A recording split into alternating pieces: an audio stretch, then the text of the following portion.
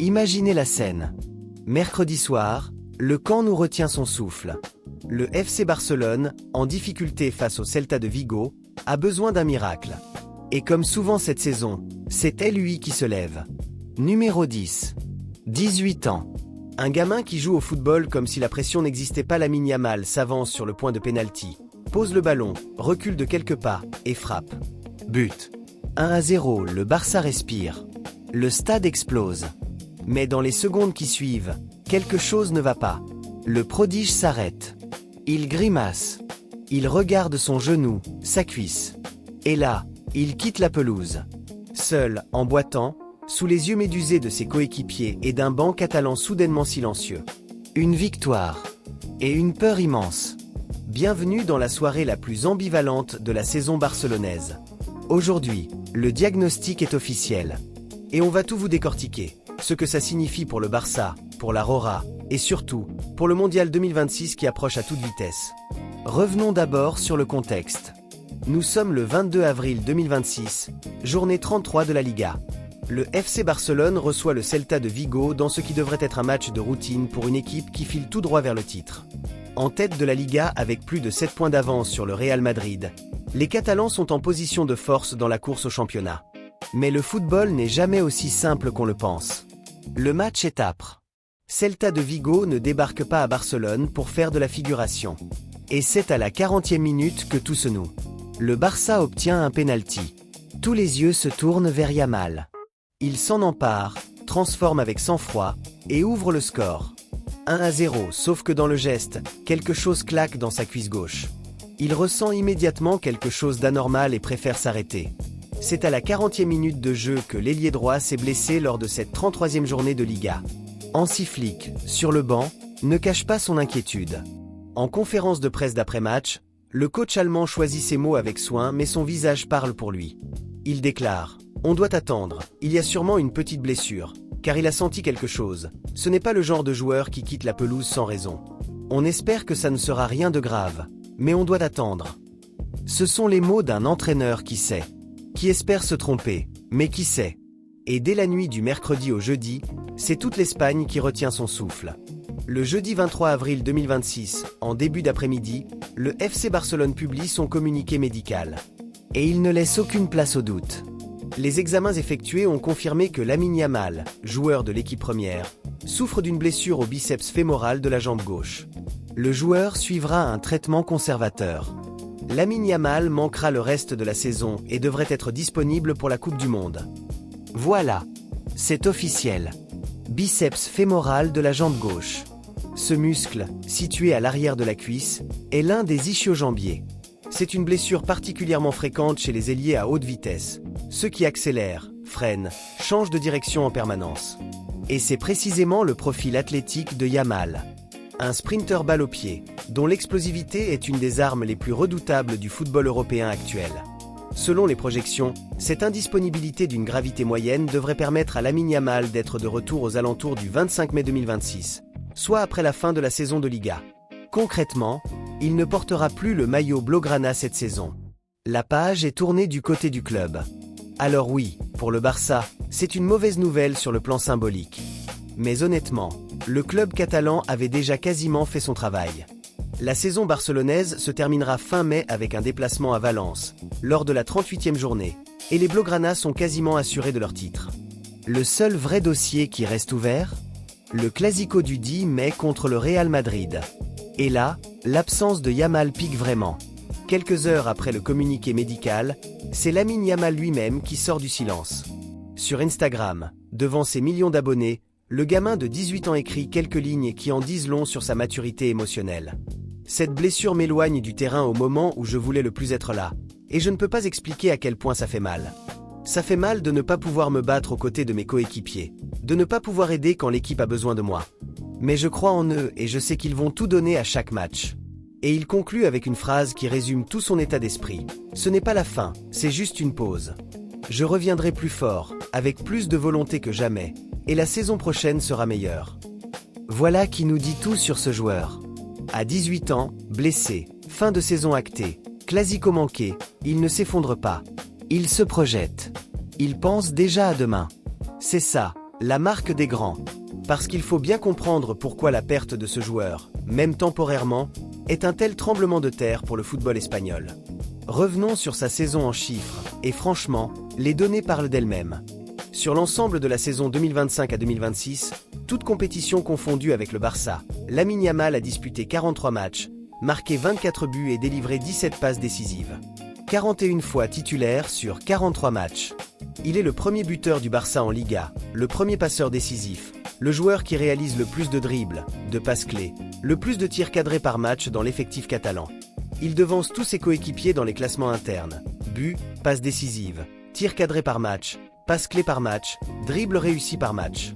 Ses 15 buts cette saison représentent une progression spectaculaire par rapport aux 9 de la saison précédente et aux 5 de la saison d'avant. On assiste en temps réel à l'explosion d'un joueur qui monte en puissance chaque année, sans jamais marquer de pause. Enfin, jusqu'à cette nuit de mercredi, il contribue directement à 1,18 buts par match en moyenne, un chiffre qui le place dans l'élite absolue du football mondial, et ce à un âge où la plupart des joueurs de son niveau cherchent encore leur marque en équipe première. Au cours de sa jeune carrière, Lamine Yamal a déjà remporté 8 titres, l'Euro 2024 avec l'Espagne, 2 titres en Liga, la Copa del Rey, 2 Supercoupes d'Espagne et 2 trophées Johan Gamper. On parle d'un garçon né le 13 juillet 2007, qui n'a pas encore célébré ses 19 ans, et qui a déjà un palmarès que la plupart des footballeurs professionnels n'atteindront jamais en carrière. Venons maintenant au sujet qui agite tout le football espagnol depuis la sortie de Yamal, la Coupe du Monde 2026. Parce que si la fin de saison avec le Barça est une mauvaise nouvelle, c'est une douleur gérable. Mais l'idée de voir Yamal manquer le mondial, ça, c'était cauchemardesque pour la Rora. Bonne nouvelle, le Barça lui-même a tenu à rassurer tout le monde dès son communiqué. Le FC Barcelone a confirmé que l'ailier espagnol souffre d'une lésion aux ischio-jambiers de la jambe gauche et qu'il manquera la fin de saison. Mais selon les projections médicales, il devrait être rétabli à temps pour le premier match de l'Espagne au mondial. Environ 5 semaines de rétablissement. Le mondial commence en juin 2026. Le timing est serré, mais réaliste. L'Espagne peut souffler. Et pourquoi cette présence est-elle si cruciale pour la Rora ? Yamal est décrit comme le joueur le plus remarquable attendu à la Coupe du Monde, non seulement parmi les adolescents mais possiblement parmi tous les joueurs présents en Amérique du Nord. Il a prouvé lors de l'Euro 2024 qu'il ne se laissait pas impressionner par les grandes compétitions, brillant de manière éclatante pendant tout le tournoi, contribuant au sacre historique de l'Espagne. Il a d'ailleurs délivré 3 passes décisives lors des qualifications pour la Coupe du Monde l'an dernier, confirmant son rôle central dans le dispositif offensif espagnol. Il faut aussi rappeler un contexte plus tendu entre la fédération espagnole et le club catalan. L'ARFEF avait exprimé, lors d'un épisode précédent, son mécontentement après avoir appris que le FC Barcelone avait fait subir une intervention médicale à Lamine Yamal sans en informer au préalable le corps médical de la sélection nationale. Cette relation épineuse entre club et sélection est un feuilleton que l'on suit depuis plusieurs mois. Mais cette fois, avec le diagnostic officiel publié par le Barça et la confirmation de la disponibilité pour le mondial, les deux parties semblent vouloir envoyer un message clair et apaisant. Sans Yamal, le Barça doit s'organiser différemment jusqu'à la fin de la saison. Le chantier est limité en termes de matchs, mais symboliquement lourd. Il va notamment manquer le Clasico du 10 mai contre le Real Madrid. Et ce match, même si le titre est quasiment acquis, reste le rendez-vous de prestige par excellence entre les deux grands d'Espagne. Hansi Flick devra composer sans son meilleur joueur. Rafinha, Dani Olmo, Fermín López, Pedri. Le Barça a du talent à revendre, mais personne dans cet effectif n'a le profil de Yamal. Personne n'a cette capacité à créer du danger avec si peu d'espace, à provoquer en 1 contre 1 avec une telle réussite, à prendre des décisions aussi rapidement à 18 ans. Ce qui est rassurant du côté catalan, c'est que la saison 2025 à 2026 du FC Barcelone a été très riche, marquée par une Supercoupe d'Espagne remportée en janvier 2026 face au Real Madrid 3-2 en finale, et une progression en Liga qui fait du Barça le grand favori au titre depuis de nombreuses semaines. La machine est lancée. Il s'agit désormais de tenir sans la pièce maîtresse offensive. Prenons un peu de recul et parlons football pur. Parce que les chiffres, c'est bien. Mais ce qui fait la singularité de Lamine Yamal, c'est ce que les statistiques ne capturent pas entièrement. Yamal est un ailier droit naturel qui joue paradoxalement sur son pied gauche, créant un angle d'attaque perpétuellement dangereux pour les défenseurs. Il peut couper vers l'intérieur pour frapper en lucarne ou garder le côté pour centrer. Cette double menace rend son marquage proprement cauchemardesque. Il tire à 92% du pied gauche, marque 88% de ses buts de l'intérieur de la surface, et reste efficace en dehors avec 13% de ses buts inscrits à distance. Mais au-delà des chiffres bruts, ce qui distingue Yamal des autres, c'est sa capacité à lire le jeu avant tout le monde. À 18 ans, il anticipe les espaces, il voit le troisième homme, il prend des décisions que des joueurs de 25 ans n'auraient pas l'instinct de prendre. Hansi Flick a construit une partie de son 4-2-3-1 autour de sa créativité et de sa capacité à éliminer un ou deux adversaires en 2 touches de balle. Sans lui, l'Espagne ne sera pas la même. Mais avec lui au mondial, l'Espagne a les armes pour aller très loin, très loin. Permettez-moi de prendre un instant pour parler de ce que représente Lamine Yamal au-delà du terrain. Parce que dans l'histoire du football, on a vu peu de phénomènes de cette trempe s'affirmer aussitôt, avec autant de sérénité et de lucidité. Révélé très jeune au FC Barcelone, l'ailier espagnol s'est imposé comme l'un des visages forts de la sélection espagnole, notamment lors du sacre à l'Euro 2024. Il avait 16 ans lors de cet Euro. 16 ans. Et il rentrait chez lui avec la médaille d'or autour du cou. Depuis, il a terminé 2e au Ballon d'Or 2025 et a remporté le trophée Copa pour la 2e fois consécutive. Une récompense remise aux meilleurs jeunes joueurs de la planète. 2 fois de suite. La régularité d'un vétéran dans le corps d'un adolescent. Et malgré tout ça, il reste ce gosse de Barcelone qui parle à ses coéquipiers avec respect, qui s'entraîne avec l'intensité d'un joueur qui a encore tout à prouver, et qui, blessé, trouve les mots justes pour rassurer ses supporters plutôt que de s'apitoyer sur son sort. C'est ça, la marque des grands champions. Pas seulement ce qu'ils font quand tout va bien, mais comment ils réagissent quand ça va mal. Alors voilà où on en est. Lamine Yamal, 18 ans, biceps fémoral gauche touché, fin de saison avec le Barça acté, mais mondial 2026 confirmé. Une blessure douloureuse dans son timing, mais pas une catastrophe. Une pause dans une trajectoire qui ne connaît pas encore de plafond visible. Ce qui est sûr, c'est que les prochaines semaines vont être cruciales.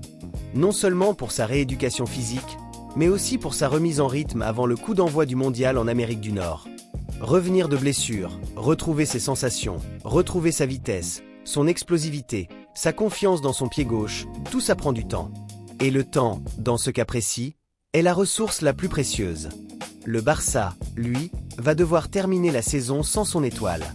Titre probable, mais avec la frustration de ne pas avoir pu aligner leurs meilleurs joueurs dans les ultimes semaines. Et le Classico du 10 mai contre le Real Madrid risque de prendre une couleur particulière, avec en filigrane, l'absence du numéro 10 qui brûlait d'être là. Quant à l'Espagne et à la Coupe du Monde, on a hâte.